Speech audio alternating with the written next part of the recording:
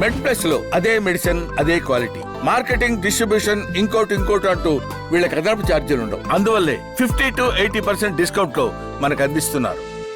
మనం diabetes capital అంటున్నాం ఇండియాని. ముఖ్యంగా ఎర్లీ ఏజ్ లో డయాబెటీస్ బీపీ వస్తున్నాయి. స్టడీ ప్రకారం డయాబెటీస్ బీపీ ఉన్న వాళ్ళు 40% అధికంగా ఎరెక్టల్ డిస్ఫంక్షన్ ఉంటుంది అని చెప్పేసి మనకు సర్వేలు చెప్తున్నాయి. ఈ నేపథ్యంలో అంటే ఎరెక్టల్ డిస్ఫంక్షన్ కానీ మిగతా సెక్స్ సమస్యలు నాకు డయాబెటీస్ ద్వారా వచ్చాయి అని వ్యక్తి తెలుసుకోవడానికి ప్రారంభ సంకేతాలు ఏ రకంగా ఉంటాయి? జనరల్గా starting science of sexual problems జనరల్గా ఒక 4 ఉంటాయండి. అది పేషెంట్స్ కనుక ఈ 4 సైన్స్ని నోటీస్ చేస్తే వాళ్ళు starting stage of sexual problems లేదా ఎరెక్టైల్ డిస్ఫంక్షన్లో ఉన్నట్లు. ఫస్ట్ వచ్చేసి ఎరెక్షన్ అనేది ఇంతకు ముందు అన్నంత హార్డ్గా ఉండకుండా ఎంతో కొంత పెన్నిస్ అనేది సాఫ్ట్గా ఫీల్ అవుతారు. అండ్ పార్ట్నర్ అడిగితే పార్ట్నర్ కూడా చెప్తారనమాట పెన్నిస్ ఇంతకుముందు అంత స్ట్రాంగ్గా ఉండట్లేదని.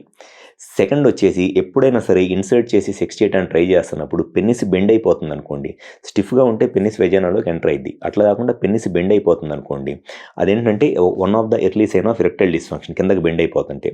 అండ్ నెక్స్ట్ వచ్చేసి ఎర్లీ సైన్ ఇంకోటి ఏంటి అని అంటే సెక్షువల్ ఫ్రీక్వెన్సీ తగ్గిపోయింది. అంతకుముందు వీక్లీ 3-4 టైమ్స్ సెక్షువల్గా కలిసేవాళ్ళు 10 రోజులకు ఒకసారి 15 రోజులకు ఒకసారి సెక్షువల్గా కలవాలని ఇంట్రెస్ట్ వచ్చింది అనమాట. అది one of the early sign of erectile dysfunction. And next వచ్చేసి మెయిన్గా early morning erections. At least weekly 2 times అన్నా సరే ఎర్లీ మార్నింగ్ ఎరెక్షన్స్, అంటే 30, 35, 40 ఇయర్స్ ఏజ్ గ్రూప్లో అట్లీస్ట్ వీక్లీ 2 టైమ్స్ అన్నా ఎర్లీ మార్నింగ్ ఎరెక్షన్స్ వస్తున్నాయి అనుకోండి, ఇట్స్ న్యాచురల్. అంటే పెన్నిస్కి సంబంధించిన బ్లడ్ ఫ్లో నార్మల్గానే ఉంది, హార్మోన్స్ నార్మల్గానే ఉంది అని అర్థం.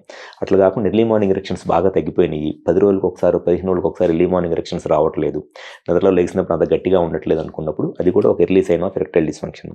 అండ్ నెక్స్ట్ వచ్చేసి చాలా మందిలో సెమెన్ అవుట్ అయినప్పుడు వచ్చే ఆర్గాజమ్ ప్లెజర్, ఆ ప్లెజర్ ఇంటెన్సిటీ తగ్గిపోయింది. ఏదో సెక్స్ చేసామంటే చేసాము అనే ఫీలింగే వచ్చింది, కానీ ఆ సెమెన్ అవుట్ అయినప్పుడు వచ్చే ఆ హ్యాపీనెస్ ఫీలింగ్ అనేది తగ్గిపోయింది. అది కూడా ఒక ఎర్లీ సైన్. అండ్ ఇంకోటి వచ్చేసి సెమెన్ వాల్యూమ్ తగ్గిపోయింది. నార్మల్గా సెమెన్ అవుట్ అయినప్పుడు 1.5 to 2 ml వచ్చే సెమెన్ వాల్యూమ్ జస్ట్ ఒక 1 డ్రాప్ వచ్చింది అనమాట.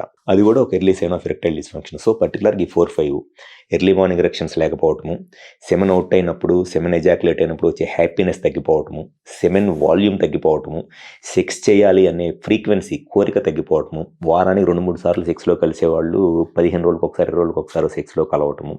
అండ్ సెక్స్ చేస్తున్నప్పుడు పెన్నిస్ రిపీటెడ్గా ఇట్లా ఇన్సర్ట్ చేయడానికి ట్రై చేస్తున్నప్పుడు బెండ్ అయిపోవటము, ఇన్సర్ట్ చేయడానికి ట్రై చేస్తున్నప్పుడు వెజైనాలోకి వెళ్ళకుండా బెండ్ అయిపోవటము, లేదంటే సెక్స్ చేస్తున్నప్పుడు సడన్గా సెమెన్ అవుట్ అవ్వకముందే మధ్యలో మెత్తగా అయిపోవటము. ఇవన్నీ early science of erectile dysfunction అనమాట.